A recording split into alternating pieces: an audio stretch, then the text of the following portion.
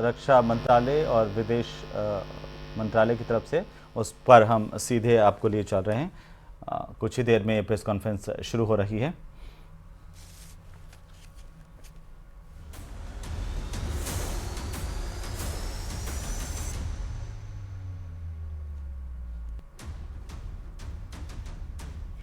On the ongoing developments around Operation Sindoor. We are also joined by Colonel Sophia Qureshi and Wing Commander. With that, I hand over the floor to Foreign Secretary. Sir, over to you. Thank you, Randeep. नमस्कार, good afternoon, आप सबका स्वागत है।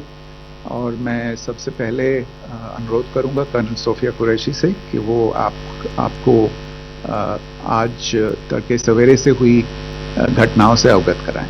Colonel Qureshi. Thank you sir. नमस्कार। 8 से 9 मई 2025 की मध्य रात्रि को पाकिस्तानी सेना ने सैन्य बुनियादी ढांचे को निशाना बनाने के इरादे से पूरी पश्चिमी सेना पर भारतीय वायु क्षेत्र का कई बार उल्लंघन किया। यही नहीं बल्कि पाकिस्तानी सेना ने नियंत्रण रेखा पर भारी कैलिबर वाले हथियारों से गोलीबारी भी की।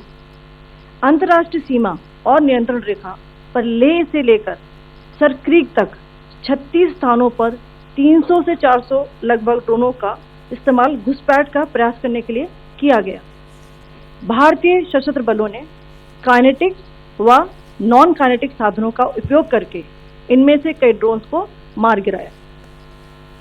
इतने बड़े पैमाने पर हवाई घुसपैठों का संभावित उद्देश्य वायु रक्षा प्रणालियों का परीक्षण करना और खुफिया जानकारी इकट्ठा करना था। ड्रोन के मलबे की फोरेंसिक जांच की जा रही है। प्रारंभिक रिपोर्ट्स से पता चलता है कि वे तुर्की के असीस गार्ड सोंगर ड्रोन्स हैं। इसके उपरांत रात में पाकिस्तान के एक सशस्त्र यूएवी ने भटिंडा सैन्य स्टेशन को निशाना बनाने की कोशिश भी की, जिसे पकड़ा गया और उसे निष्क्रिय कर दिया गया। पाकिस्तानी हमले के जवाब में पाकिस्तान में 4 हवाई रक्षा स्थलों पर सशस्त्र ड्रोन्स लॉन्च किए गए। इनमें से एक ड्रोन एडी रडार को नष्ट करने में सक्षम रहा। पाकिस्तान ने जम्मू कश्मीर के तंगधार, उरी, पुंछ, मेंढर, राजौरी, अखनूर और उधमपुर में भारी कैलिबर आर्टिलरी गन और सशस्त्र ड्रोन्स का उपयोग करके नियंत्रण रेखा के पार गोलीबारी भी की, जिसके परिणाम स्वरूप भारतीय सेना के कुछ जवान हताहत हुए और घायल हुए। भारतीय जवाबी कार्रवाई में पाकिस्तानी सेना को भी बड़ा नुकसान पहुंचाया गया। इसके अलावा पाकिस्तान का गैर जिम्मेदाराना व्यवहार फिर से सामने आया। 7 मई 2025 को रात 8:30 बजे एक असफल अकारण ड्रोन और मिसाइल हमला करने के बावजूद पाकिस्तान ने अपना नागरिक हवाई क्षेत्र बंद नहीं किया। पाकिस्तान अपने नागरिक विमानों को ढाल के रूप में इस्तेमाल कर रहा है, जबकि उसे अच्छी तरह से पता है कि भारत पर उसके हमले से हवाई रक्षा की तीव्र प्रतिक्रिया होगी। यह भारत और पाकिस्तान के बीच अंतर्राष्ट्रीय सीमा के पास उड़ान भरने वाले अंतर्राष्ट्रीय उड़ानों सहित नागरिक विमानों के लिए सुरक्षित नहीं है। यहाँ स्क्रीन शॉट में पंजाब सेक्टर में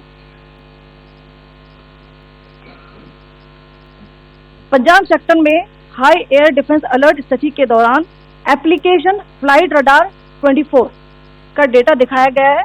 जैसा कि आप देख रहे हैं, यहाँ पर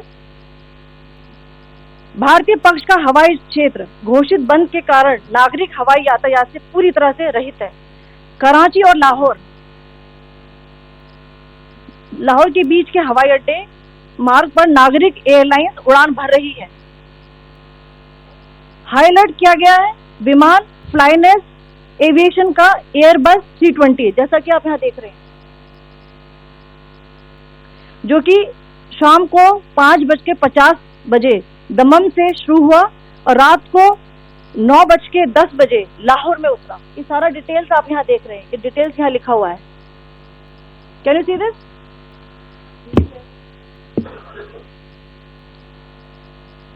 भारतीय वायुसेना ने अपनी प्रतिक्रिया में काफी संयम दिखाया और इस प्रकार अंतर्राष्ट्रीय नागरिक विमान सेवा की सुरक्षा सुनिश्चित की। धन्यवाद। जय Hind.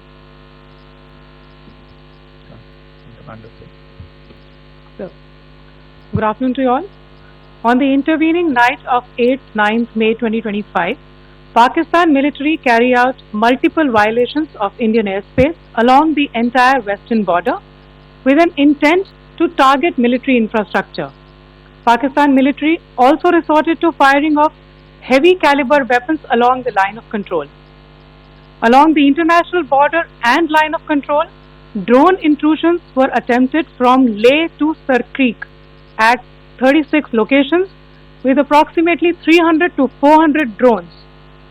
Indian Armed Forces brought down a number of these drones using kinetic and non-kinetic means. The possible purpose of these large-scale aerial intrusions were to test the AD systems and gather intelligence. Forensic examination of the drone debris is being undertaken. Preliminary reports suggest them to be of Aziz Guard Songa drone of Turkey. Later in the night, an armed UAV of Pakistan attempted to target Bhatinda military station, which was detected and neutralized. In response to the Pakistani attack, armed drones were launched at 4 air defense sites in Pakistan. One of the drones was able to destroy an AD radar. Pakistan also carried out artillery shelling across the line of control using heavy caliber artillery guns and armed drones at Tangdhar, Uri, Poonch, Mendhar, Rajouri, Akhnur and Udhampur in Jammu and Kashmir area, which resulted in some losses and injuries to Indian Army personnel. Pakistan Army also suffered major losses in Indian retaliatory fire. Additionally, Pakistan's irresponsible behavior again came to fore.